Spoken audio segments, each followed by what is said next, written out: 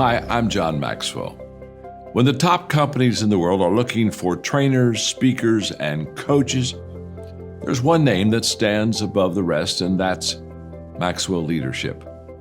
Our certified team members have gotten proven results for companies all over the globe, and our reputation, I'm proud to say, is second to none. Some of our members have risen to the top of their profession, including the one you're going to meet today. I proudly introduce you to my friend Bob Fabian Zinka. Welcome to the Leadership and Success Podcast with your host, Coach BZ, where we help you lead with purpose and succeed with impact. If you're ready to grow into the kind of leader others want to follow, this podcast is for you. If you're determined to elevate your success and leave a lasting legacy, this podcast is for you. As my mentor, Dr. John C. Maxwell reminds us, everything rises and falls on leadership. Our goal is simple: to inspire you, challenge you, and equip you with insights that can transform the trajectory of your leadership journey. Welcome aboard to another episode of the Leadership and Success Podcast with Coach BZ.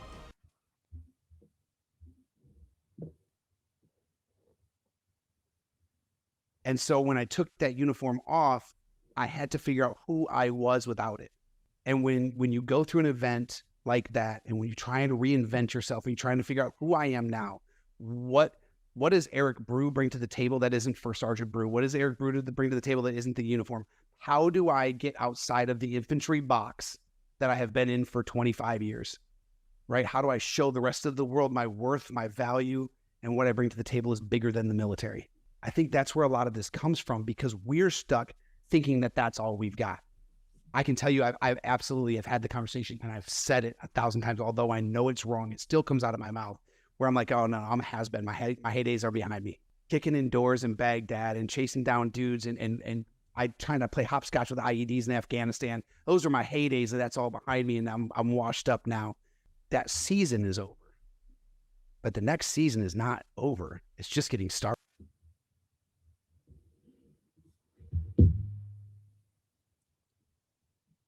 All right, welcome to our final episode of the Leadership and Success Podcast for today. So we've been online twice earlier, and we want to meet again today because we have a very, very special guest. Actually, before I bring him on, let's make sure we practice what we call a moment of gratitude. And this is so important because earlier I was talking to a chief warrant officer in the U.S. Navy, and we also talked about how it's really an epidemic in the Navy and in the military in the US, where it's about 21, 22 service member and veteran who commit suicide every single day. And just a couple of weeks ago, we heard about 6 sailors and Marine, right, who really wanted to commit suicide on the USS Abraham Lincoln. No, thank God they didn't, or those who attempted, they were saved. They're still alive with us. But it's not possible, right, to be suicidal and be grateful, have an attitude of gratitude at the very same time. So whatever you are grateful for, think about one thing that you are grateful for right now. If you would please type it in the comment. And for me, I'm just grateful for health. I guess the older I become, the more I understand that health really, truly is wealth. Because you can have all of the wealth in the world, all of the money. If you're not healthy, if you are sick, that is just not going to do it. So I am so grateful today to be healthy. And just know a chance to be alive today, to breathe, and to have another chance at life. So let us know in the comment, where are you guys joining us from? What city, what state, which country if you are outside of the US, what you are grateful for. And also if you have a question for my guest, type it in the comment and we will be answering live. Okay, let me see if I can properly introduce our guest today. I am really excited and really honored to welcome a fellow veteran, a servant leader, a mentor, a coach, a man whose life demonstrates that taking off the uniform does not mean giving up the mission. First Sergeant Eric Brew, United States Army, retired. Eric's journey is one of service, adversity, transformation, and renewed purpose. Not only is he a soldier, but he is a Marine as well. His military story began in the United States Marine Corps in 1996 and ultimately continued in the U.S. Army, where he built a career spanning nearly 25 years of military service. And he rose to the responsibility of First Sergeant. But some of Eric's most important leadership lessons came after the uniform came off. He has spoken openly about struggling through his own transition, confronting question of identity and purpose, receiving help, and ultimately turning those experiences into a calling to help other warriors. That calling has taken Eric from helping veterans through still serving veterans to championing your long professional mentorship through American corporate partners to his current mission with Warriors Set Free, where he serves as Georgia director and helps veteran military personnel, first responder, and other warriors pursue faith, healing, freedom, identity, and purpose through Christ. Eric is also a husband, a father of 6, and proud pop-up to 3 grandson, and his wife, Shaquita, is an Army veteran who serves alongside him in ministry. And one of my favorite Eric Brew leadership philosophy is quite simple. The ROI is always people. In the Navy, we've learned, right? Mission first, people always. The ROI is always, always people. And that sounds a lot like something we believe here at the Leadership and Success podcast, right? Mission first, people always. And without any further ado, let me welcome the one and only First Sergeant Eric Brew. Good afternoon, sir. Welcome to the Leadership and Success podcast. My audience. Thank you. Welcome to the show. I know we almost talked. I think it was last week, but we had to reschedule. But I am so looking forward to speaking to you today. Just to get started, what is one thing you are grateful for, sir? Man, I am grateful that my God didn't quit on me. Yes. Yeah, he did not. He did not quit on me. He was patient with this old duffer. Wow. And we have Van Scott watching us live on LinkedIn from Springfield, Virginia. I believe you are based in Georgia, right? Next to... I am. Okay. Yeah, I used to live in Tuscaloosa, Alabama, about 3 hours drive to the Atlanta area. But is there something about you that most people may not know when they first meet you? Maybe a special skill or just a talent or superpower or something? Boy, I don't know. I think that I have become such an open book. I'm not sure there's anything about me people don't know. As a matter of fact, there might be some people that could surprise me with what they know about me. But I think the thing that I maybe might surprise people is that one of my great loves is to get out into the woods, up into a tree, with a stick and a string, and an arrow, and bring home dinner. Really? Wow. Oh yeah. That's a skill we definitely need more and more these days. Wow, that is good to know. And you knew how to do that prior to you becoming a Marine and a soldier? I've been hunting since I was 8 years old. Yeah, I shot my first deer when I was 8 years old. That's amazing. That's one thing I really wish I had learned. I moved to Tuscaloosa, Alabama when I was about 17 years old. And as you know, in the South, people hunt and fish all the time. That's one skill I wish I had learned. But wow. You let me know when you're ready and we'll go. That is really, really, really cool. But let me ask you this then. Before we talk about you being a first sergeant, a veteran advocate, a mentor, and ministry leader, can you take us back to the beginning? Who was Eric Brew before the military, and what ultimately led you to the Marine Corps in 1996? Yeah, the chapter that you meet Eric in today, right? Chapter 50, is vastly different than some of those earlier chapters. And so the truth is, the reason that I joined the military is because at the time I was homeless. I had left home, tried to strike out on my own, tried to make man decisions with a boy's mind, and failed miserably. Ended up homeless and needed something to change my life. And it was a Marine Corps recruiter driving past me in Michigan in January. And I don't know if anyone knows anything about Michigan in January, but it's cold. Yes. And so I was walking, and he offered me a ride. And that was the beginning of that was that one act of kindness that was the beginning of my finding my way into the military. Wow, what a story! And then after you joined the Marines, you then became a soldier. What attracted you to the U.S. Army? Well, the truth is, on 9/11, I went back to the Marine Corps recruiter. So on 9/11, I stepped foot back into a Marine Corps recruiter's office, and he told me he doesn't take quitters.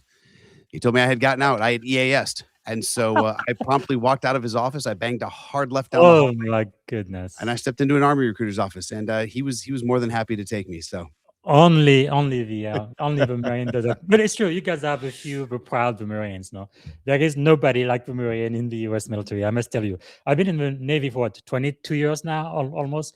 I've never ever seen once a fat Marine enlisted. Correct. Never. Correct. Never, ever. I'm grateful that the Marine Corps raised me, but I'm really grateful the Army got to use me. Yes, Yeah. yes, indeed. Yeah, that was definitely an upgrade for the Army with a mindset, because you guys are just something else. I mean, you like the Bible says, right? Many are called, but few are chosen. You That's right. really have to be chosen to be a Marine. You guys do not play. Oh my goodness! So, serving in the Marine and then becoming a soldier. What did each service kind of teach you about leadership? What did you learn from leadership as a Marine? In the Marine Corps, I think I learned the most. I think I learned the discipline it takes to be a leader. Yes. The strict adherence to regulation. But in the Army, I think I learned what it means to wield that with respect. What it means to think outside the box and to create a solution to a problem that maybe isn't thought of before. Yes. And so I got to take that strict adherence to regulation and then use it with a little bit more maturity. And that was fun. That was fun. I love that. Yeah, the Army, be all you can be. And I like you also say adherence to regulation, because it looks like from all of the branches of the military, you guys soldiers always follow the rules, and you are always first to do so too, always very compliant. Whereas you're gonna notice mostly the Navy, we are the last one to comply with. And that's our culture. But I mean, I always felt like, once a Marine, always a Marine. That's a true saying, right? I mean, I'm proud of my Marine Corps service. Because you guys, but when it comes to the Navy Army football game, I'm pulling for Army all day long. yeah, never leave a Marine behind. I guess all of the other branches of services kind of have stolen that from you guys too. Yeah. But it is quite amazing. So first sergeant in the Army, that's E8, right? It is. Yeah, so that's E7, E8 in the Navy. We call them chief. That is quite outstanding, because that's like you're in the top like 4% of soldiers when you get to that rank. So eventually you become a first sergeant. What does being a great first sergeant really mean beyond the rank and the authority, and the diamond of the sleeve? What did that mean to you? It was an opportunity to lead soldiers in a way I had not been afforded before, right? And at a level and with a sphere of influence that was greater than I had ever experienced before. And so there was a level of respect for that position and for the men and the women that I got to lead. And it was fun. It was, again, you'll hear me use that word a lot. I had a lot of fun. Yes. I made a lot of mistakes, right? But I had a lot of fun. And understanding the sphere of influence that we have as senior leaders, whether you're on the officer side or the NCO side, it doesn't matter. The sphere of influence and the way that you get to influence people and the way that they live life and the way that they interact with their families, because it goes beyond the job, right? The way we interact with people creates a person who interacts with his family different or her family different. Yes. So yeah, I thoroughly enjoyed it and bought into that. That is really something, and I think being a happy boss really makes a big difference. When you are passionate about your mission, and especially when you care about the people. And you said not just your soldiers or your Marine if you were in a joint command, but their families as well. Sometimes we forget about that. But when I had the great privilege of becoming a commanding officer, one of my greatest joy was to write a letter of thanks, right, to the families, the spouses, and the children of my sailors, because the truth is you don't serve on your own. It's your entire family that has to suffer and sacrifice. Correct. And really serve with you. Now, mission first, people always. I think it's a leadership mantra we stole from the Army. But what do you do though as a leader when you kind of have to choose between the mission and the soldiers when they kind of compete? Because at times it looks like they sometimes do. How do you handle that? And they do, and every soldier that I served and every mission that I accomplished, they were both a priority. Mm-hmm. But nothing can ever be the number one priority all the time, except for God. Yes. Everything else does have to flex once in a while. I love my bride more than anything. I love her second only to God. Yes. But there are days that I am here later than I would like to be. because the ministry is going to take priority. The same is true in the Army. There she is. Yeah. Man, I am a lucky dude. Holy cow. All Yes. right. But yeah, I think it's delivered. It's understanding that the soldiers are a priority, but they may not be able to be the number one priority. Mhm. Doesn't stop them from being a priority. Yes. And so when they are treated like a priority, when they are communicated with like they're a priority. I like that. I like that because being a soldier, being in the military, many times, right? Yeah, you are on active duty. That's a full-time job, but sometimes you are going to school at the same time. No, especially now, there used to be a time all you needed to have really as an officer was just a bachelor. That's it. But now you have many officers going for a master, for a second master, for even a doctorate. It's becoming more and more important. I I think so. I guess what I'm saying is it's a lot, especially if you are married and you have children. I mean, that's another priority. So, how do you kind of balance all of that? What was your secret as a first surgeon to balance your life, maybe going to school, family, and all of that? Well, that's interesting because while I was great at loving my soldiers and making sure that they loved their families, I was really good in the uniform. I was horrible at home. Mm, Um, I was a good dad. I was not a good husband, and it cost me. It yeah, absolutely cost me. I have walked through 2 divorces, but a lot of that has to do with the fact that I had a better relationship with yes, the Army than I did with either one of my ex-wives. I received things from the Army that I thought I was supposed to receive from my ex-wives, and although it was a recipe, right? Divorces are a recipe. There's a lot of different ingredients. That was a major one, yes, right? yes, And so to say how did I balance that? I didn't. I worked. I was the first in the office. I was the last to leave. I sacrificed everything I should have been doing at home so that my soldiers could be at home. yeah, yeah. No, this is a very important job. But for the junior enlisted and junior officer who are listening to you right now, based on everything you've gone through, what would be your best advice for them as it comes to career and family, especially? Put a fence around your family time.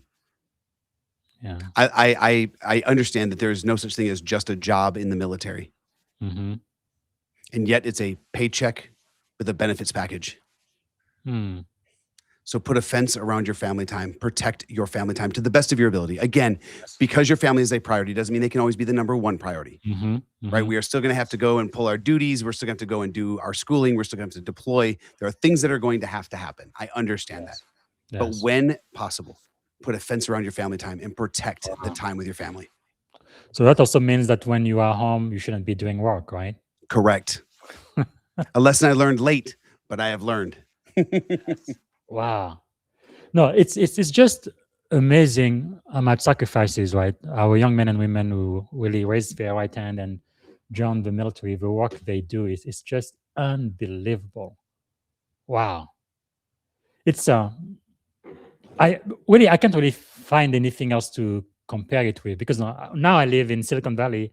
Yeah, we have a lot of great company, Google, Microsoft, or whatever, and they pay very well. But I can promise you, nobody who's worked with me in Silicon Valley is going to be willing to give their life for me. Not a chance. Right? Correct. But when you are in the military in a time of war, no, it's the sailor, the soldier, the service member to your right and to your left. They are willing to do it for you, and you for them. Can you tell me how you build that trust in the military, especially when you don't have a lot of time, right? One of my mentors told me, rank is rented, because it doesn't matter what your rank is in the military right now. One day you're going to have to either, you get fired, you resign, you retire, or you get promoted to another job. So you won't always have that position forever. But trust, though, trust is earned. How have you been able to earn the trust from your Marine and your soldiers? I think one of the mentalities or the skills that God gave me, even though I didn't know it was God at the time, right? I Mhm. think one of the things that I was gifted with was an ability to set an example by doing, Mm. not just by telling people. I firmly believed that I wanted to set an example that my men wanted to follow, not that they had to follow. Yes. Um, and your mentor's right. I think that the silly looking rank on my chest or on my collar, I think it says nothing other than I've been around a little longer. Mhm. I may have completed some more things, but as far as my intrinsic value as a human being or my Yes. value as a teammate, I'm on the same level as any one of my soldiers. We are Mm. all valuable. Our voices are valuable. I want to hear what you have to say. And Yes. also, I think surrounding yourself with people who think differently and disagree with you, and those who are better than you. I think that was Mhm. my key to success throughout my entire career. I surrounded myself with people who are better than me. Wow. That's really powerful. I think this teaches you about humility as well. One, you don't have all of the answer, but you value everybody, including the most junior people on Absolutely. your team. Wow. And then also, if you are in a room, and my mentor told me, if you are the smartest person in the room, you are in the wrong room. You You're need in the to wrong. Absolutely, you're in have the a wrong more. room. But it really takes humility, though, to say that I am not the smartest. I don't have all of the answers, doesn't it? Yeah, I don't know is a very unpopular thing for senior leaders to say, Yeah. but man, is it a powerful place to start because Mm. it can build a heck of a team. Yeah, because even your junior enlisted, when they look at you, you are like a role model, whether you like it or not. Just your rank will put you on a pedestal. So if they cannot relate with you, if you are not vulnerable, they don't see you as a human being, but you are this, I don't know, some type of uh, what would I say? Almost like a fictional character or something, Rambo or the Terminator or something. They just can't relate to that. That's a problem, isn't it? Yeah, yeah, and I think it's incumbent upon the leader to make themselves relatable. Yeah. Right? I don't Well, expect when I look at my children, I don't expect my children to come to my level. hmm. Right? If I need to communicate with my child, I got to go to their level. If I'm speaking to a 5-year-old, I need to speak to a 5-year-old. If I'm speaking to a 20-year-old, I need to speak to a 20-year-old. Mm. If I'm speaking to somebody who's been in the military for a year and a half, and I want them to understand 20 plus years of experience, that's an insurmountable task for that kid. Wow. But really, I don't know. The older I get, it seems like really leadership is all about people, isn't it? It is. Who else are you leading? Wow. So, what responsibility did you feel as a first sergeant for your soldiers? I carried the weight of the aspects of their life, even beyond the job. Um, Yes. my last deployment, I had 13 squads in I think 11 different locations across Afghanistan. That's Um, crazy. and so there was a lot of battlefield circulation. There was a lot of going to where they were and spending a couple of days with the boys and seeing how they're Mm. doing. Um, and I think I think I enjoyed carrying the weight of influence for the Yes. positive, right? But I also enjoyed the opportunity to Mm. build young men that were going to not just be great soldiers, but that were going to go back into their families and back into their communities and back home, and they were going to be great men. Wow. That is really quite a responsibility now. Sometimes we talk about the uh, weight of command, the burden of command, but I think there is no other organization in the world where you feel it more than you do in the military, especially during times of war. As a commanding officer, I've had to sign orders and send my people to places they probably didn't want to go, far away from their family. But really, your responsibility is not just to your men, to your sailor, but it's to their families too, because Correct. their little children, their spouses, they want to see them back in 6 months, a year, 2 years, or however long it takes. How did that feel, especially for you being in a combat zone? What did that feel like? Just making sure that your soldier would return home with you to their families. Well, that was a responsibility I did have. I had to relieve myself of because I wasn't with them every day because they Yeah. were stepping out on mission and I wasn't there. And I had to come to grips with the fact that something could happen Mhm. and I wouldn't be present. And so when I was present, I made sure that I was present. I made Wow. sure that they got my attention, that they got my care, that they got my concern. Yes. Right? They Wow. they were the focus of why I was there. That's really, really, really powerful. I'm sure, like most leaders, you've had some mentors or people who have kind of shaped your philosophy, your leadership style. And can you tell us about some of the best leaders you've ever served under, or people who just impacted you significantly throughout your career? Oh my goodness, the list is so long. Command Sergeant Major Todd Sims, I knew him when he was a first sergeant. Wow. Command Sergeant SEAC John Wayne Troxel. Hmm. I've served with him for years. I've known. I get to call him John now. I'm not going to call him SEAC. I'm going to call him John. Yes. I've known John for a long time. That's Julio amazing. Armas. Oh my goodness, the list is so long. The What list is what are so some of long. the things that they taught you that really made an impact? There are two, I think, that stuck with me. One came directly from John Wayne Troxel, and he said, "Never forget where you come from." Never forget. Wow. And then the other one was, "If serving is beneath you, then leadership's beyond you." Those two advice, they really come down to humility, doesn't it? Remember It where has you come to. from and serving your fellow soldier, regardless of their rank. Correct. It's wow, that's powerful. So, being a first sergeant in the army, you kind of live right at the intersection of mission accomplishment and taking care of your people. And again, we kind of talked about that earlier, right? Balancing those two responsibilities. I really like what you say about your people are always a priority, even though they may not be priority number one right now. So, balancing those responsibility, uh, especially when they appear to compete. Is there something else that you have done, or something that you have learned on how to be a better leader when your mission really compete with taking care of your soldiers? No, I mean, I touched on it earlier, but it's communicate well. Communication, yes. Yeah, communicate well. Be if you're going to be a leader, be a good communicator.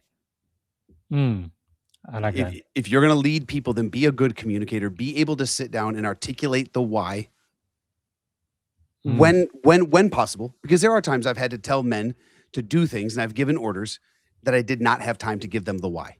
Yeah.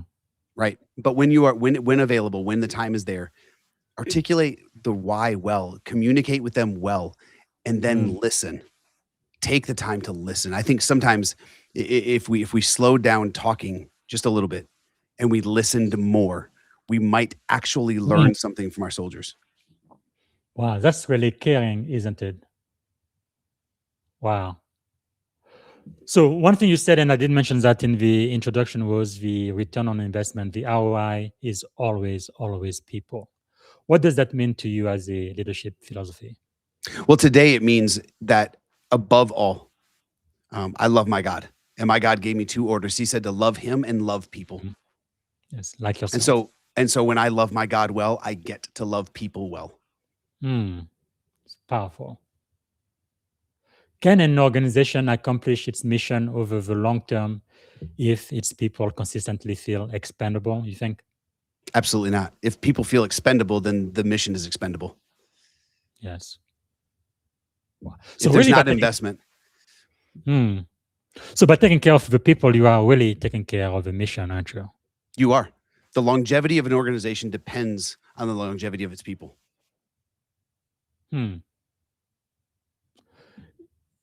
know we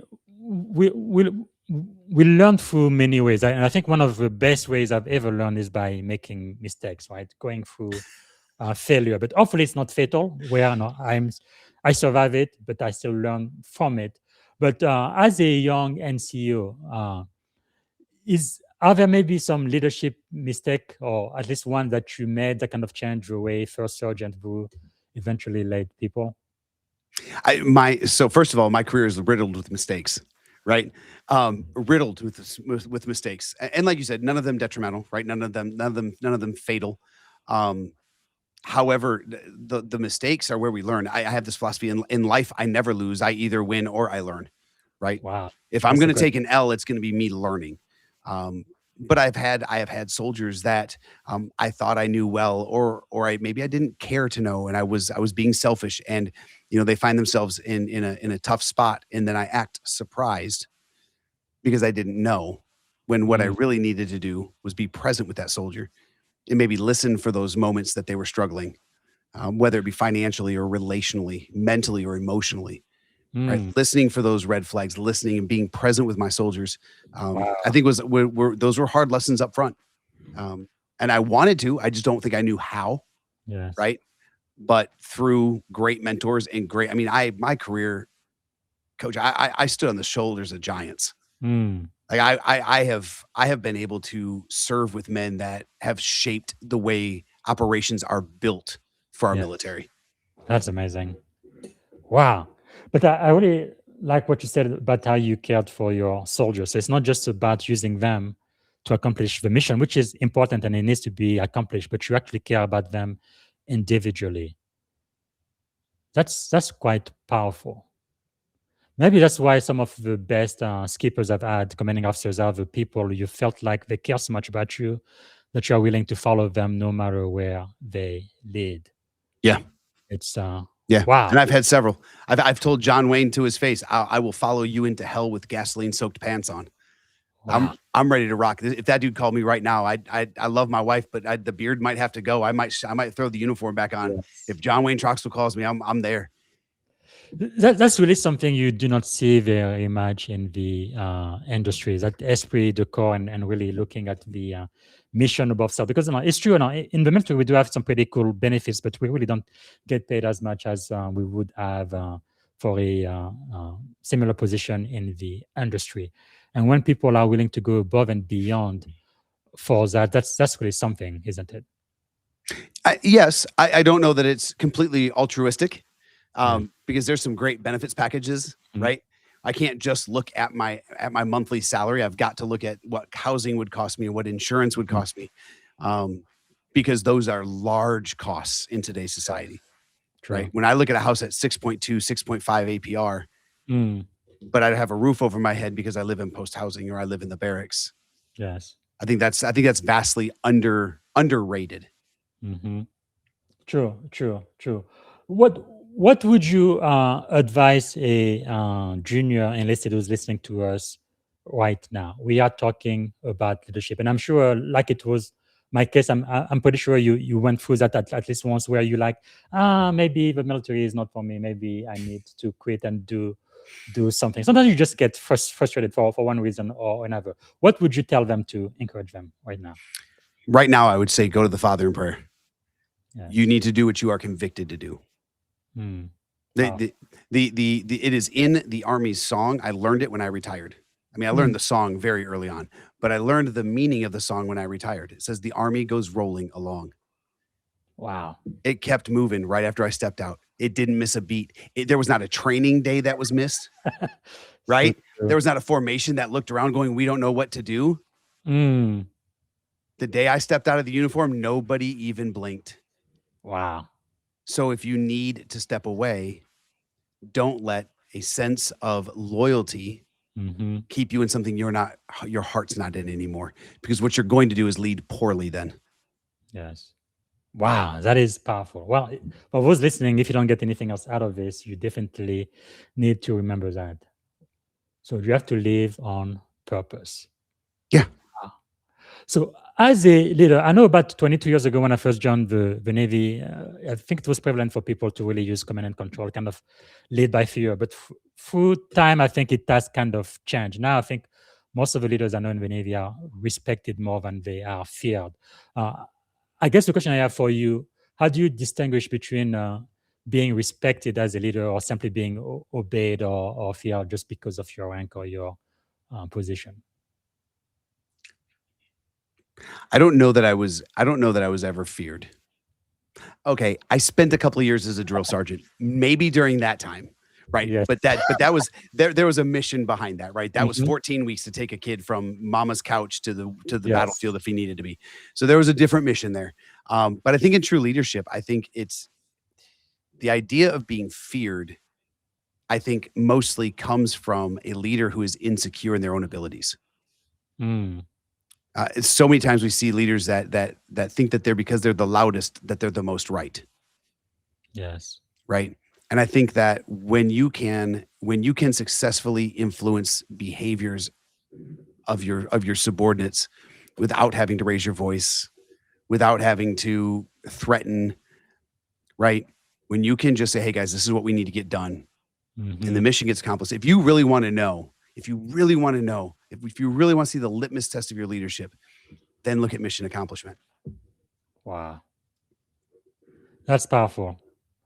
Yeah, I remember one of the best advice I see that he gave me was, it's like you become a true leader when you step away. Let's say you go on vacation or whatever, and then you come back, the house hasn't burned down. If that is true, they keep going forward.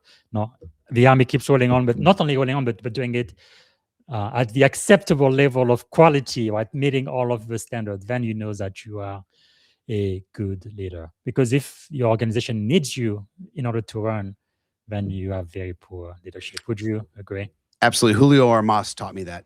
Yes. Julio Armas was my first sergeant when I was a platoon sergeant, and we were getting ready to go to NTC for a rotation before a deployment. And here I am, a platoon sergeant, relatively young platoon sergeant, and I have to have a surgery. And the doctors tell me I cannot go to NTC. It was a optic thing, and I ran the risk with the dust of like permanent blindness if I wasn't careful. And so I was told I couldn't go. And man, I threw a fit. Oh, such a child's temper tantrum. And I was so angry. And I told First Sergeant, I was like, I'm just going to ignore him. And First Sergeant Armas looked at me and he said, is your platoon so bad that they can't function without you? So, well, no, we've trained. I mean, they're ready. I said, then let them be ready. Wow. And so I did. I had no choice. I had to obey medical, requirements. And so I did not go to NTC.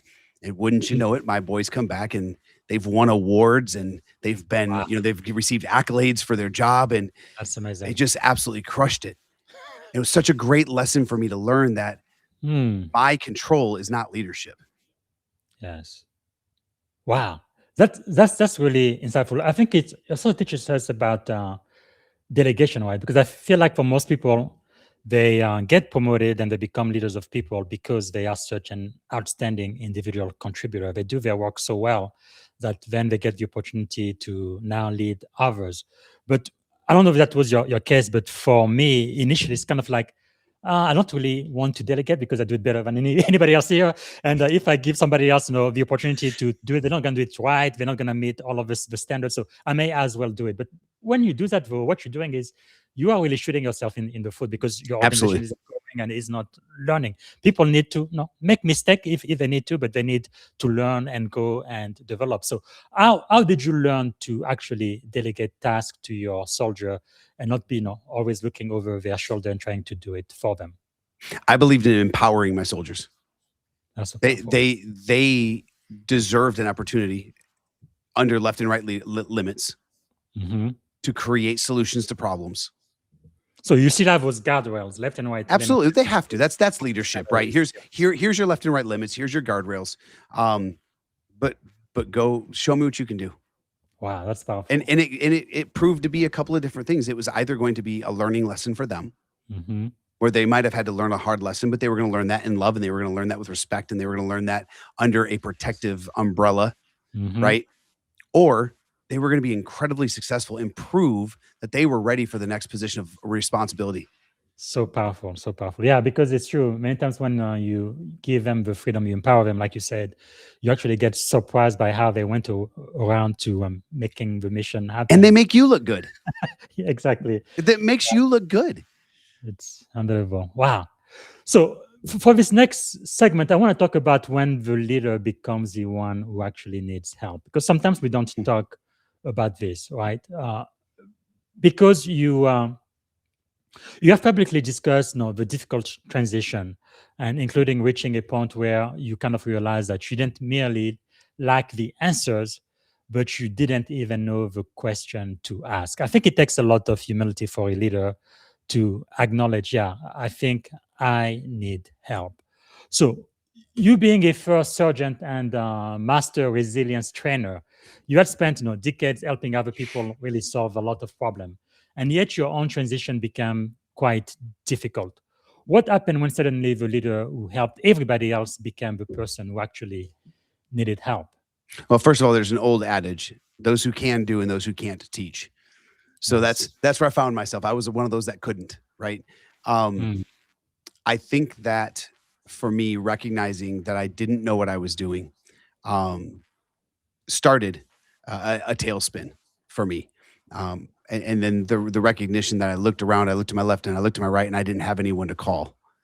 I had built community for a lot of people. I had not built community for myself. And so trying to figure out how to navigate, and my transition out of the military was super convoluted. I was going through a divorce at the time as well. Right. So I was facing a failure in a marriage. I was facing what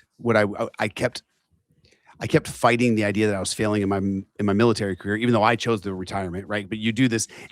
I would challenge anyone who's retired. You go through this wave of, no, this is what I want, and then I'm only doing this. I mean, I wasn't a sergeant major, right? I didn't make it to E9, but when it was clear that it was time for me to go, E9 would have been another 7 years. That's roughly a 7-year commitment. And so I made a choice not to do that. And so as I'm learning how to be me, what does Eric look like without the uniform on? Yes. Right. I'm trying to figure out who I am without a wife. Right. My children are adults. They're moved out. It's just me. I'm trying to figure out what life looks like in this completely new season that I opened the door for every bit of it. Wow. Right. So I've got no one to blame. I can't take the pity party. I can't take the, oh, poor Eric. Eric made all of these decisions. And so I found myself in a really unique position that I just didn't know what to do. Wow. That's really something. If you can take us back to that moment, right? Like I said earlier, not only you liked the answer, but you didn't even know what question to ask. What did that moment teach you about humility, identity, and leadership? Well, I'll tell you, the first thing it taught me is that I can't do it by myself. The first lesson that I learned is that I was never designed to do it by myself. And that all came in one of the darkest moments of my life. That came with me sitting on a couch with a gun in my mouth. Oh my goodness. Right? Recognizing that I was the problem. This was all my fault. All those voices, all of those lies, everything that the enemy wanted me to believe. And I was co-signing on them. And in that moment, I had a God who loved me so much. He told me to stop. And he started, I heard his voice tell me he loves me. I heard his voice tell me that's enough. I heard his voice tell me, son, come, like, I'm here. Wow. And what I realized is that the thing I'd been trying to do by myself all along, I had never leaned on the God that was there all along. That's powerful. Man, you almost took your own life. Absolutely. I'd quit on myself, which is why I'm so great. When you asked me what I was grateful for, I'm grateful that God didn't quit on me because I quit on me. Wow. What emotion hit you the hardest back then? Loneliness. Realizing that and I'll be very transparent, when I put the gun down, the hardest truth that I faced is that I didn't have anyone to call. But now someone may be listening to you is like, no, you are a first sergeant, you are a leader, you've got like platoons under you, you know people, you have influence. What do you mean you didn't know who to call? How can you be lonely? Man, isolation does some really weird things to people. I could be in a room full of people and be completely alone. Right? When we don't allow people into our personal space, when we are not transparent with what we're going through, when we are not vulnerable enough to tell people what we're feeling, and we don't create relationship, and when we don't create relationship and we find ourselves in moments that need vulnerability, we don't have anyone to call. I had never been vulnerable with a single person to share with them what I was going through, to share with them the struggles I was having. And so I didn't know who to call. I could have called somebody to talk about the football game. I could have called somebody to talk about work. I could have called somebody to talk about my next opportunity and job. I didn't have anyone to call when I was at my emotional lowest. Wow. Somebody listening to this too might say, on paper, I mean, you look extremely successful. You should be very happy. You are a first sergeant. You have all of these medals, all of these achievements and accolades. But then the truth is you still felt alone in the midst of all of that. Absolutely. What would you tell to someone who's listening right now? Again, on paper, they look like they are winning at every level, but the reality is they still feel so lonely on the inside. If you're like me at that point, if you were like me then you have a God-sized hole in your heart, and it doesn't matter what you fill it with. You can fill it with every rank and every award. You can fill it with every accolade. You can fill it with every relationship or every addiction. You can fill it with everything. You can fill it with whatever you want. It will not fill it. the only thing that can fill it is a relationship with the creator of the universe. Wow. And going through that experience, what did that teach you about leadership? That I don't know much about leadership. it taught me that I needed to be led. Wow. I had built a career off of leading others, and granted, I mentioned several great mentors. Yes. But in my personal life, in my emotional life, in my spiritual life, I needed to be led. Wow.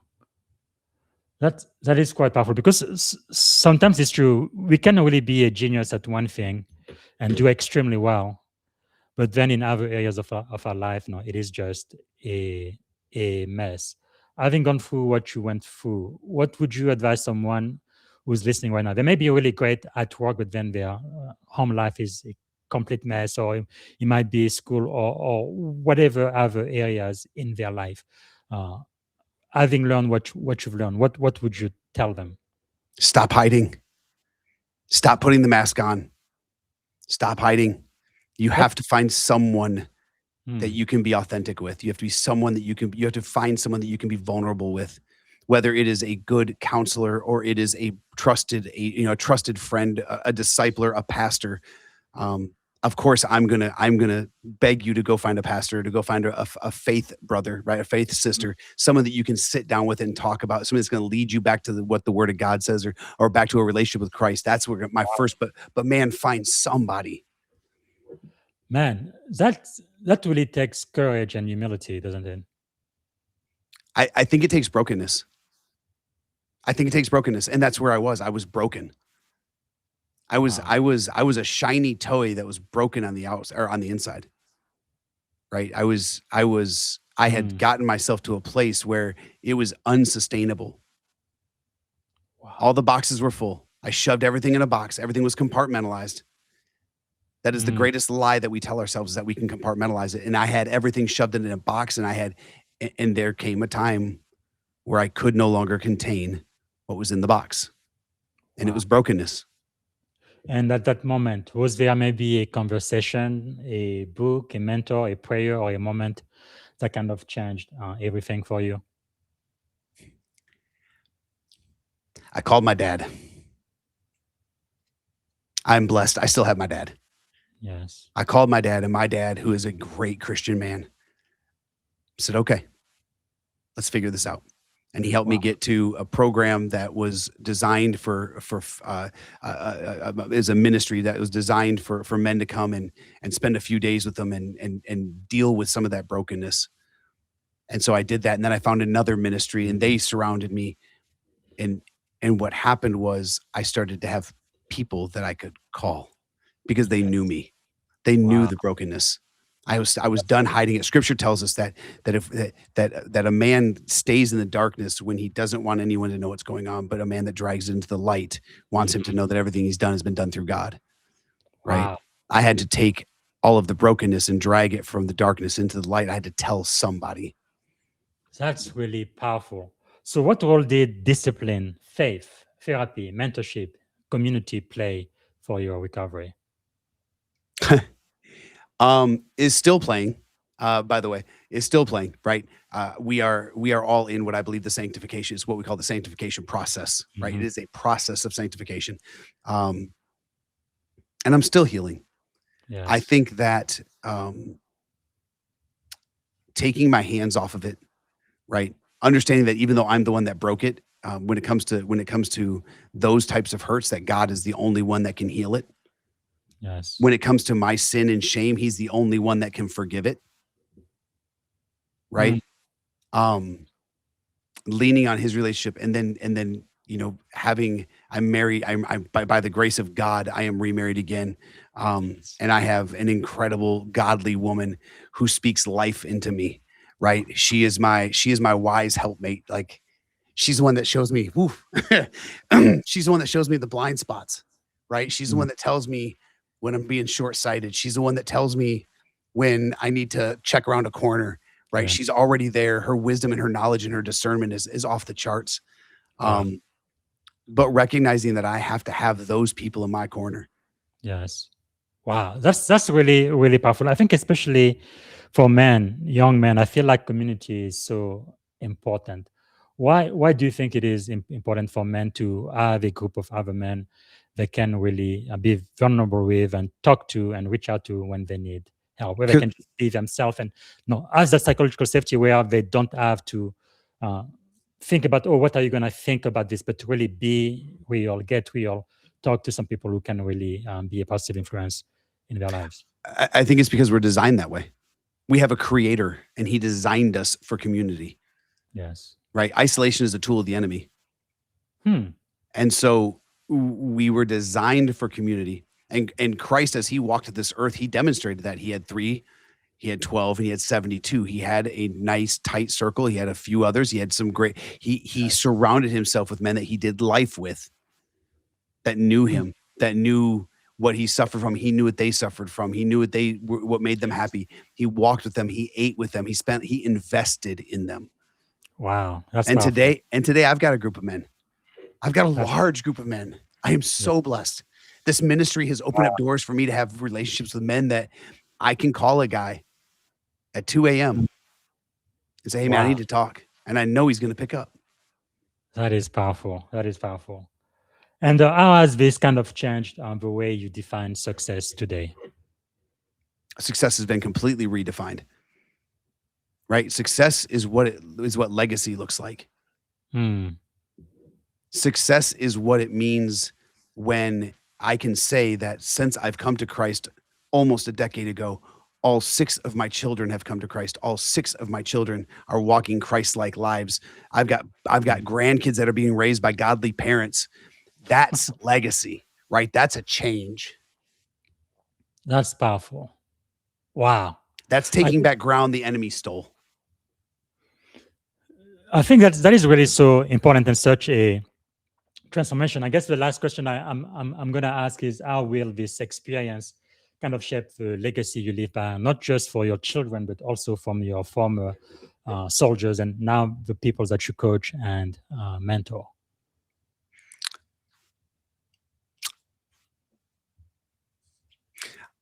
Man, being able to be in their lives, having access, right? When people give you access to their lives, you get to invest. Yes. Right. When my 31-year-old son calls me and says, Dad, we need to talk, or Dad, I need advice, I get to invest. When I get a Facebook message from a soldier that I served with years ago Wow. that says, hey, Pops, and I loved it when they called me Pops. Hey, Pops, I got a question. When I'm at a We Care vet fair in Northern Georgia and some kid is talking to one of my volunteers and I stand up to talk to the kid and he goes, you were my basic training first sergeant. Wow. And I get to sit with that kid in a ministry moment for 9 hours or 8 hours and walk him through what freedom in Christ looks like. Those are moments I don't take for granted. That is really, really powerful, because what I really love about your story is really, I think, the importance of mentorship, right? Transition being a team sport. We can't do this all on our own, because you went to still serving veteran initially as somebody who needed assistance, and eventually you became the one helping other veterans. Correct. And how did being helped change kind of the way you learn to help others? So in life, you can either humble yourself or you can be humbled. Yes. It's going to happen one way or another. You can either humble yourself or you can be humbled. And scripture tells us to humble ourselves. I had to be humbled. I'm not dumb, but I'm a little slow sometimes, right? I am a pretty typical infantryman. Like I'm a little thick-headed sometimes. And I needed to be humbled. And so walking through the doors of still serving veterans and just kind of throwing my hands up and saying, I don't know what I'm doing. And in fairness, that was probably a much bigger statement than any of us knew at the time. Wow. Right. That wasn't just I don't know how to get a job. For Eric, that was a much bigger statement. I just don't think I knew how to unpack it at the time. Wow. That's really profound. Man. Wow. Because another thing that you have said publicly now, I said transition is a team sport, but especially for those who've been in the military. I think I would also include first responder and Absolutely. police work, because I think we all go through a lot of trauma just because of the work that we do. What do you think does that mean, though? And for those who've spent really decades of their life being rewarded for not only self-reliance, but also helping others. Right? That's pretty much what you do. How do you ensure that when you yourself are in age, that you are able to also receive help and service from the communities that you have helped so much? I will let John Wayne Troxel take us full circle. Never Yes. forget where you came from. Powerful. Wow. I like that. So I have when we're almost running out of time. I do want to talk about this next segment, from warrior to disciple, right? Because your current mission centers on warrior set free and helping warrior grow in faith, heal from the past, and find identity and purpose beyond their former roles. You yourself, you went through a time where you contemplating suicide. Like I said in the beginning of the show, it's about 21, 22 soldiers, service members, veterans who commit suicide, not every year, not every month, but every single day. Correct. In this country. It is really, really terrible. But you introduce yourself first as a son of the Most High God, which I love, before you even mention being a first sergeant in the most powerful army in the world, before being a veteran, a coach, a ministry leader. Why is the order of our identity so important? Oh, that's very simple. It's written in a book. Yes. Right. And so our identities are identified and they are given to us in Scripture. Right. So when we look at Genesis and we look at the order of creation, we were created. So that is our first identity. It's also our first relationship. Yes. Right. I'm a son. That gives me identity of the Most High God. That gives me my relationship. Right. And then it says that He made them husband and wife, and that's my second relationship. It's also my second identity. Then he gave them a child.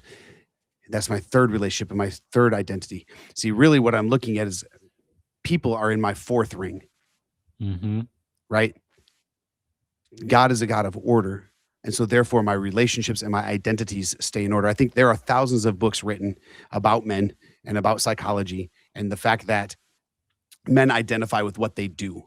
And I think that's a fallacy. I think it's a lie. I don't think it's true at all. I think we identify with what we have the greatest relationship with. That's powerful. So we are human being, not human doing. That's weird, right? It's almost like it's in the name. Because something that General Powell said, and at one point in my life, I really had to think about this because I was in a crisis. But it says, avoid having your ego so close to your position that when your position falls, your ego goes with it. I think that is so true, especially in transition, especially for men. I think it does apply to women too. But I think as men, we tend to think that what I do is who I am. And when you are no longer in uniform, you are no longer a first sergeant, you are no longer a commander, you kind of have no idea who you are anymore. I remember for me, it happened, it was almost 10 years ago. I was still a lieutenant commander because of medical issues. When they told me you are no longer qualified, we're going to give you a medical retirement. I'm like, no, I'm not ready to retire. I have so much more to do because who am I without my uniform? It's almost like Superman and Clark Kent. It's like, I am Superman. No, I absolutely not. But anyway, I thought almost it took me a year and a half, almost 2 years, and then the Navy brought me back. But I must tell you today, as a commander, I am ready to retire. My ego is not tied to my position or to my rank or any of that anymore. But it was a process, though. So I guess the question I have for you, because so many of us, especially in the military, in my experience, we kind of build our identity around our rank, our uniform, our competence, our mission, and this type of thing. So what happens psychologically and spiritually too when all of those identifiers disappear? Because one day they will disappear. They have to disappear, right? And first of all, I would offer that ego is actually an acronym, and it stands for edging God out. Right? When we place our ego, right, and we edge God out, and we've placed ourselves in a position above God, and we make ourselves our own idol, and those things will fail, right? When we place anything above God, it will fail. Whether it is a uniform or it is a position or it is a title, it will fail. If I place the word husband above God, I will fail. Wow. Right. And so I think that what happens psychologically and spiritually, which are tied together because both are created by our creator, right? I think what happens is that's where you start to experience the lack of assuredness, right? And when we start to question our identity, when we start to question who we are, first of all, I'll go back to what I said earlier.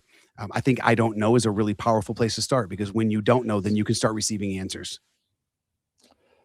That is so true, because I think for too many of us as warrior, we are really trying to be strong, resilient, independent, and mission focused, and all of that. But how did you learn the difference between healthy strength and refusing to surrender control? I got broken. I got humbled.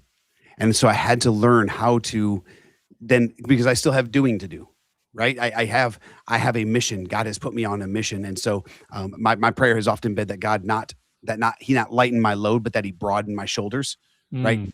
That he give me the ability to carry more, that he puts my hand to the plow, but recognizing that everything I do, every breath I take, it comes from him anyway. Every talent I have, every ability is nothing more than a gift from the Most High God. And I better be grateful for that, because it can be taken away like this. Wow. Because then another thing that you have said publicly is forgiveness being an antidote to anger, to guilt, and to shame. And I think for many people, one of the problems they have, I believe, is because they don't even forgive their own self. I think it's important to not only give it, but to accept it as well. Why do you think that is such an important leadership issue? And how did you forgive yourself? So I don't know that forgiving myself, I don't have the power to forgive, right? For sin and things like that. I have a God that does that. So I have to receive forgiveness. I have to be willing to receive. One thing I love about our God is everything with God is a great exchange, right? Sometimes I think, especially as men, we shy away from the idea of giving up or quitting or laying something down. I've heard people say lay it at the foot of the cross. I don't disagree with that. However, sometimes that feels like quitting. And so there's this great exchange. I exchange my sin for eternal life, right? For forgiveness and eternal life. I exchange my guilt and shame for hope, joy, and love, right? And when I exchange those things, I'm able to walk differently. I often say that I want to live a life that is a relentless pursuit of radical obedience, right? That comes with having to be humbled, right? That comes from humbling oneself, but taking the opportunity to recognize who my God is and to strive to be obedient, not in order to earn anything, but because of what he's done. That is quite powerful. I like everything you say. Have you ever in your ministry met with some people where they may even ask God for forgiveness, but for some reason they just don't accept it, and maybe part of it is because they really don't feel like they are worthy, or Absolutely. can even get past their own selves? It's almost daily. Almost So, daily. How then, as a leader, how do you get to a place where you can not only forgive others, but you can actually find the strength to look at your own self and kind of get past? Because I don't know, it may be different for you, but in my experience, sometimes I feel like people, they kind of get stuck, right? It's very emotional. It is mental. They just cannot get past it. What would you tell to someone like that who's listening to this podcast right now? It is my favorite question in the world. Are you right, or is God right? Because he says you're worthy. He says that he has cast your sin as far as the east is from the west. Yeah. He climbed up on a tree and was murdered, defeated sin at the cross, defeated death at the grave, with you and me in mind. And you're telling me that your sin is so great that wasn't enough? Wow. Either he's right or you're right.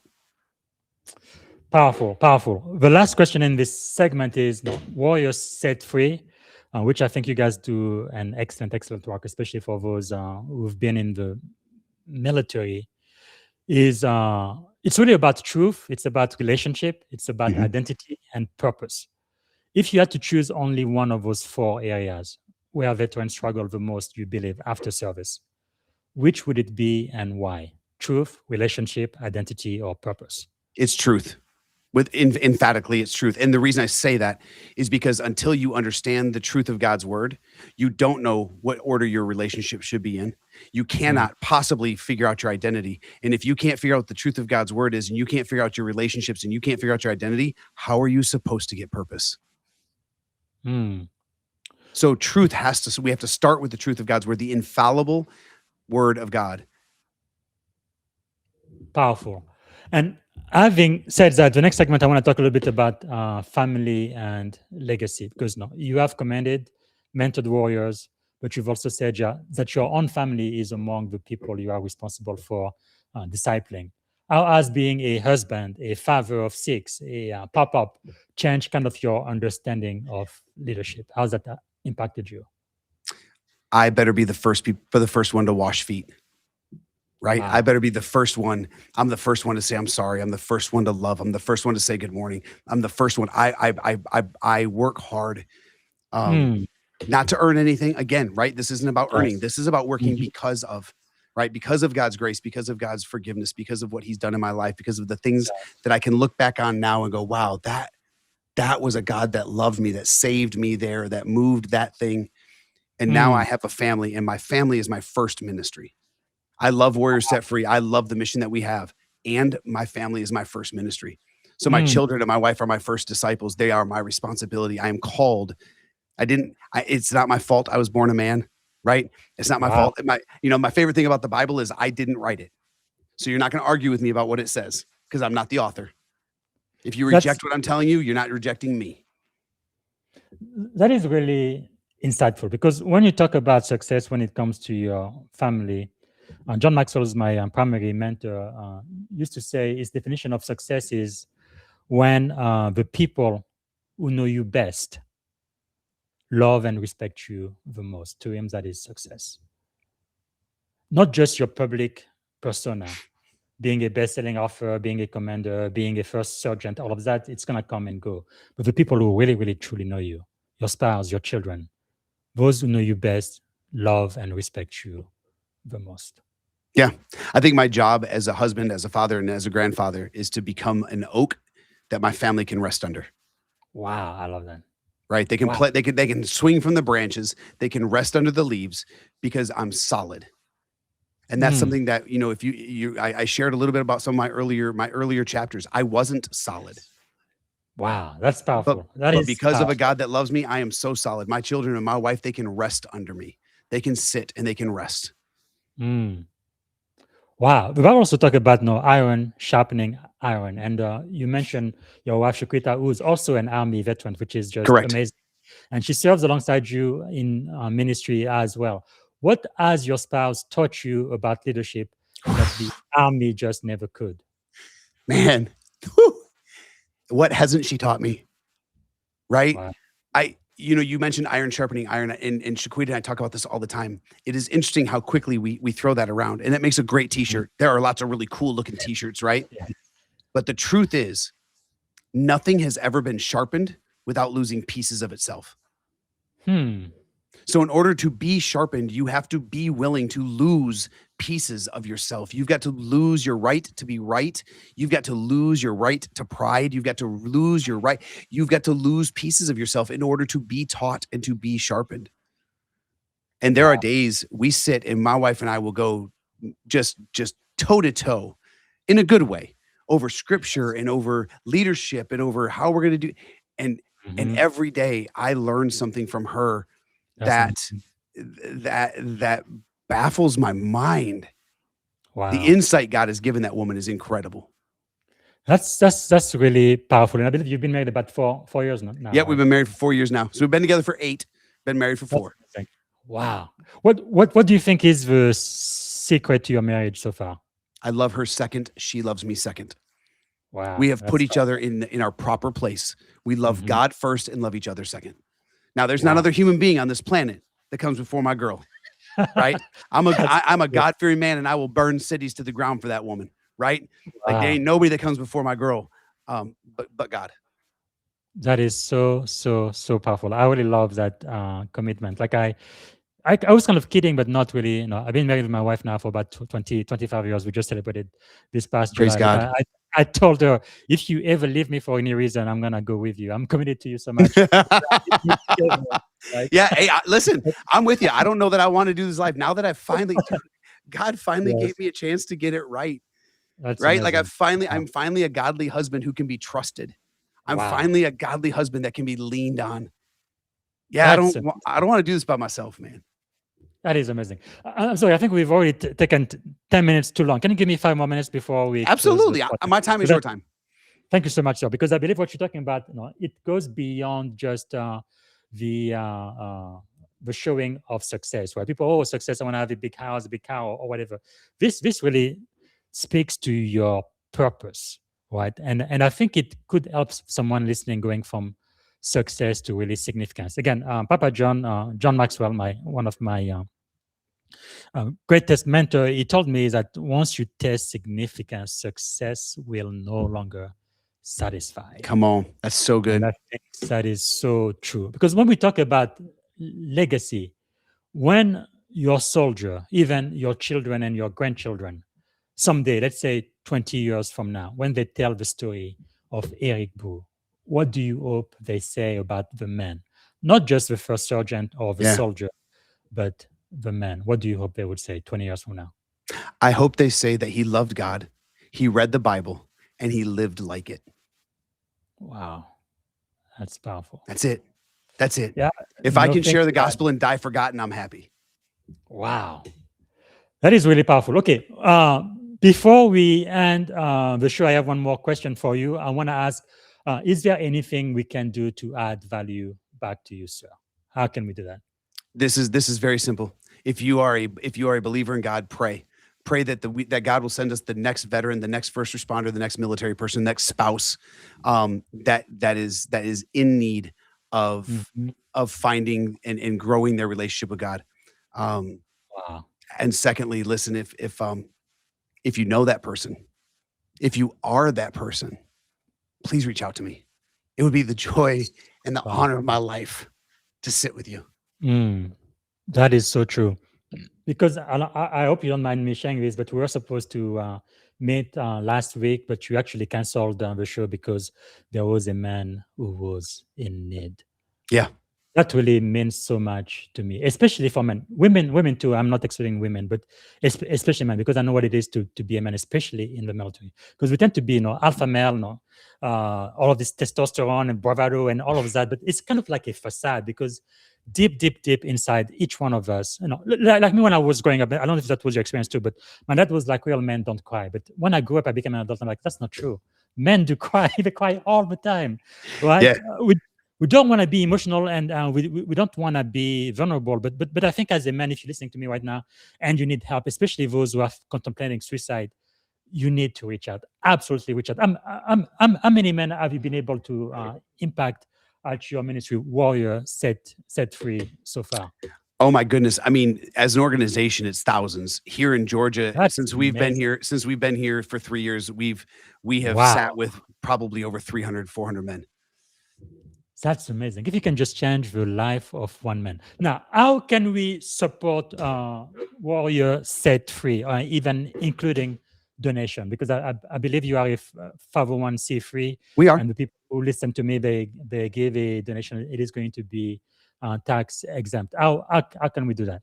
So the Warrior Set Free website, which is www.warriorsetfree.org, there's a support button there, and I would love it. It'd be great because those that support give us the opportunity to meet the next one where they are.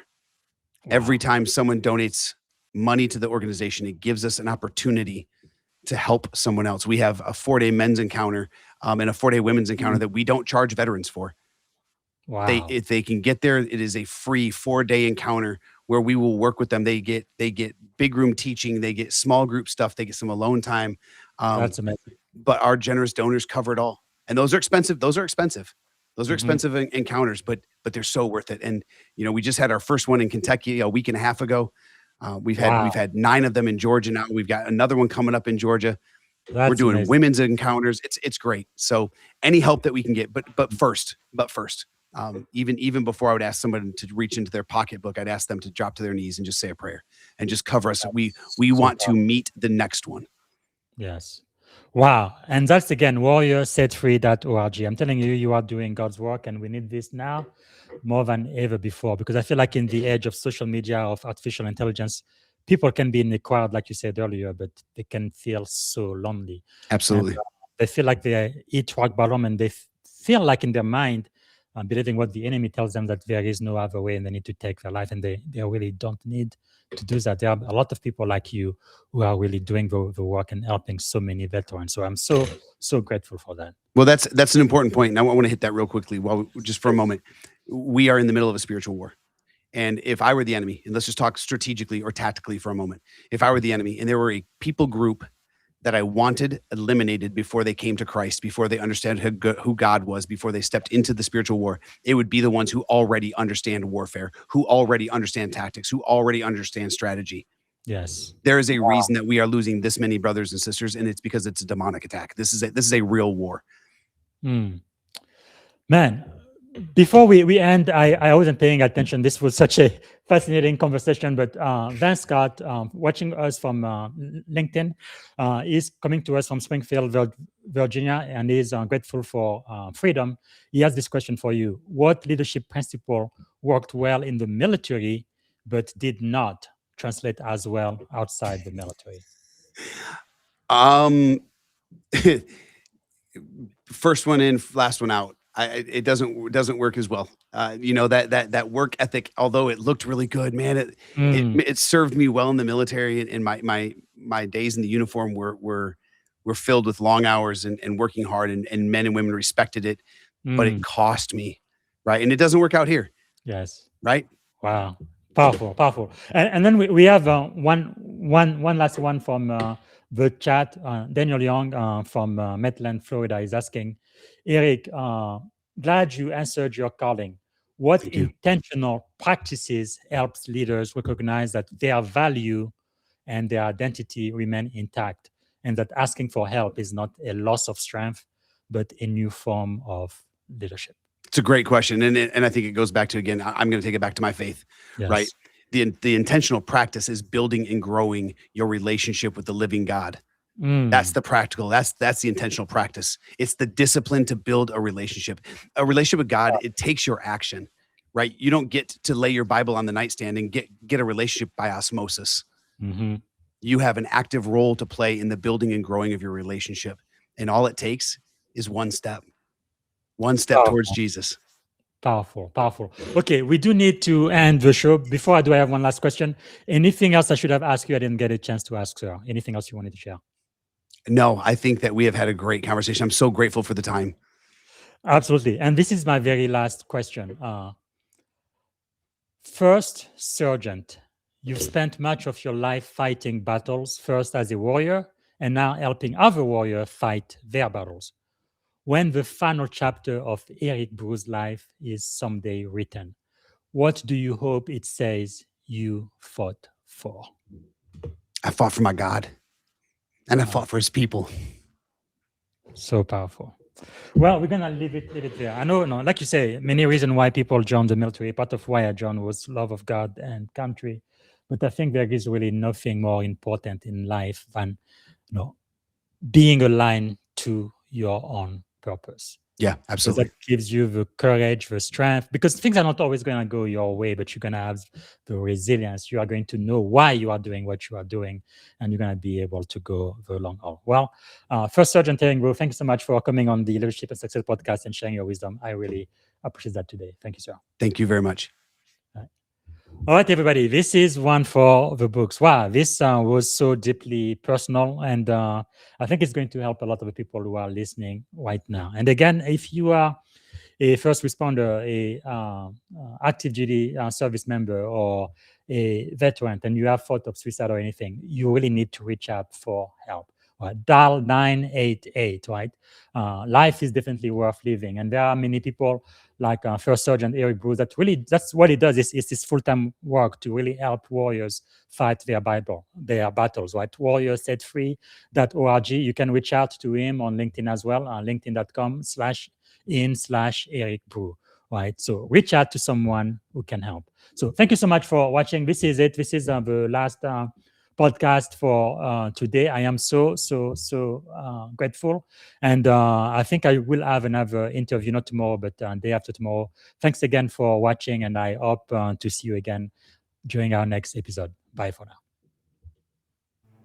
Thank you for tuning in to the Leadership and Success Podcast with your host, Coach BZ. If today's episode added value to your leadership journey, be sure to subscribe, share, and join us again for more wisdom nuggets on how to lead better and achieve greater success. Remember, leadership is the most critical skill of our time.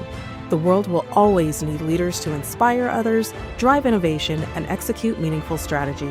So why not count yourself among the bold leaders shaping the 21st century? Until next time, stay inspired, stay committed, and keep leading with excellence.